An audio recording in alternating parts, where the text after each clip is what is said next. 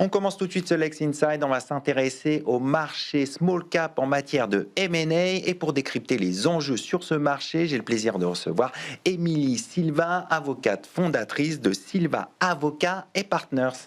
Émilie Silva, bonjour. Bonjour Arnaud, merci de votre invitation. Alors on va s'intéresser au marché M&A small cap, mais tout d'abord, de quoi s'agit-il? Eh bien, les opérations de small cap sont des opérations finalement très particulières. Alors, on appelle communément les opérations de small cap des opérations qui concernent des TPE ou des petites ETI, dont les valorisations en général sont autour de 1 million, voire une dizaine de millions d'euros au maximum. Ce sont des opérations qui sont particulières, je le disais, puisqu'elles concernent des dirigeants qui sont très impliqués. Ce sont pour certains dirigeants des moments très exceptionnels. Et je vais revenir sur cette définition, puisque la notion de small cap, on la sous-estime. C'est quand même une part très importante du marché des M&A, puisqu'en 2025, elle concernait 49% des opérations au global. Donc c'est assez significatif. Ce qui est assez significatif sur le tissu global des M&A. Alors c'est un secteur, un marché qui a été très affecté par la période Covid, on le sait. Cette période a créé de la tension sur les revenus, de la tension sur les approvisionnements, et puis une hausse des taux d'intérêt qui a mis en pause, voire créé un arrêt sur le marché des M&A small cap. Alors aujourd'hui, on a une reprise, et je dirais depuis 2024, une reprise qui est vraiment très importante, avec des règles du jeu qui ont complètement changé.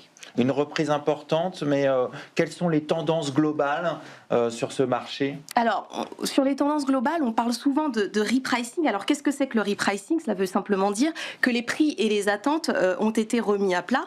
On n'est plus aujourd'hui dans une crise du M&A, on est véritablement dans un retour à une réalité. On n'est plus dans un marché de l'opportunisme, et un marché de volume, mais on est vraiment sur un marché d'exécution. Alors, la première tendance... Un retour à la réalité?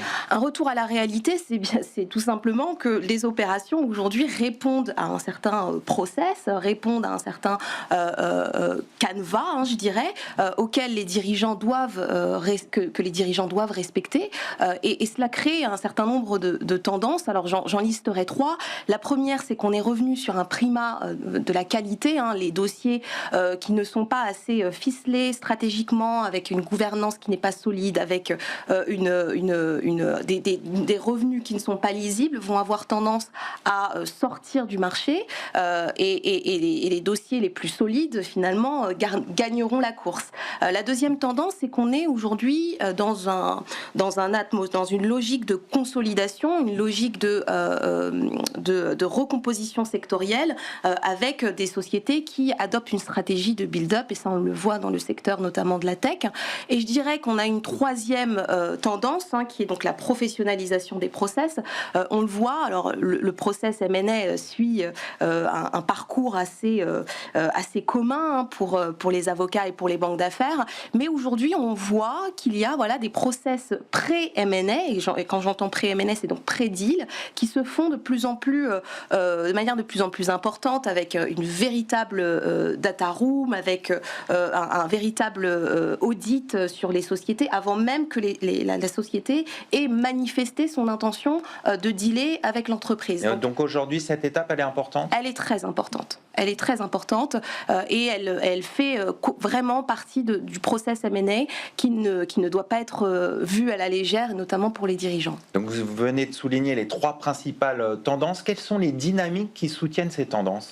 Les dynamiques qui soutiennent ces tendances. Alors, peut-être moi je voudrais peut-être parler de la volatilité, parce qu'on parle souvent des opérations qui finalement ont continué ou perduré malgré la volatilité. Moi je dirais qu'elles ont perduré à cause de la volatilité, et presque même grâce à la volatilité. Pourquoi? La volatilité, elle a agi finalement comme un filtre vis-à-vis de ces opérations. Comme je le disais, on n'est plus dans un marché d'opportunité, on est vraiment dans un marché d'exécution où les sociétés les plus stratégiques, disons, gagneront au change. Je m'explique aujourd'hui, mais ce n'est pas d'aujourd'hui, hein.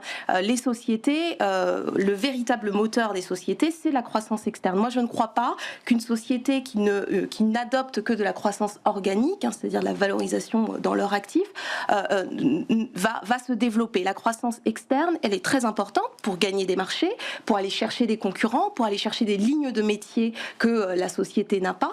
Donc ça, c'est un premier moteur. Je dirais que le deuxième moteur, il est lié au mécanisme du prix. Aujourd'hui, nous ne sommes plus dans une application stricto sensu d'un multiple ou une application d'un DCF classique. On est véritablement dans une construction du prix, puisque Comment ça se passe concrètement là? Vous dites que c'est un moment de construction du prix. Comment on fait? Oui, alors comment on fait? Vous savez, les sociétés se valorisent de plusieurs façons. On peut les valoriser via un multiple, on peut la valoriser également via une méthode qui s'appelle le DCF. Aujourd'hui, nous ne sommes plus dans une application stricto sensu de ces méthodes. On est véritablement dans une construction du prix, avec à la fois un investisseur qui va négocier et qui va arriver évidemment avec sa perception de la valorisation de la société, et un dirigeant qui va aussi négocier. Donc on va rejoindre les deux intérêts, et cela va créer un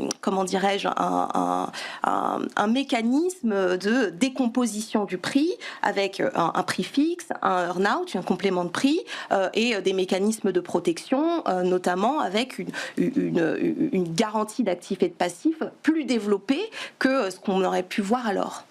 Alors, on va s'intéresser aux difficultés qui peuvent naître dans ces opérations qui peuvent être compliquées, des difficultés qui peuvent être juridiques ou opérationnelles. Aujourd'hui, vous êtes spécialisé sur ce segment.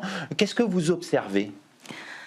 Ce que j'observe sur ce segment, c'est qu'effectivement, on a une difficulté, je dirais, d'ordre opérationnel. Alors, peut-être revenons sur les dirigeants. Ce que je pense, c'est que les dirigeants aujourd'hui font face à plusieurs difficultés. La première, c'est une difficulté d'anticipation. Elle est claire. Le process M&A est un process lourd, est un process qui adopte un certain nombre d'étapes à franchir, disons, et le dirigeant se retrouve finalement assez submergé ou dépassé par ce mécanisme qui peut s'avérer très lourd. La deuxième difficulté, je le vois beaucoup, c'est peut-être une difficulté d'ordre moral, psychologique. Le dirigeant ne quitte pas son entreprise en réalité. Quand il souhaite céder, il est encore maître à bord de son bateau qui est son entreprise. Alors parfois, il est aussi accompagné d'autres dirigeants, mais ça, c'est une véritable difficulté, parce que le dirigeant se retrouve à continuer son activité, puisque bien l'entreprise est aussi très regardée à ce moment-là, sur les chiffres et sur la continuité de son chiffre d'affaires, et en même temps, il faut continuer de travailler, il faut continuer de montrer une entreprise lisible d'un point de vue financier, lisible d'un point de vue juridique et lisible d'un point de vue stratégique. Je vois aussi une troisième difficulté, c'est que les dirigeants ont du mal à anticiper les risques contractuels de certains contrats, de certains clients aussi clés qui peuvent avoir une part très importante du chiffre d'affaires, et donc là l'investisseur va être très regardant sur ces questions.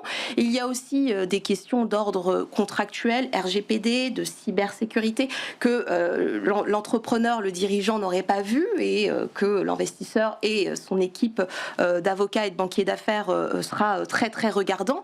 Donc moi je vois ces principales difficultés pour le dirigeant, puisque je me situe souvent côté vendeur. On va conclure là-dessus. Merci Émilie Silva. Je rappelle que vous êtes avocate fondatrice de Émilie Silva, Avocats et Partners. Absolument, merci. Tout de suite, on change de registre. On va parler fiscalité avec le Code des impositions sur les biens et services qui sera applicable au 1er septembre 2026.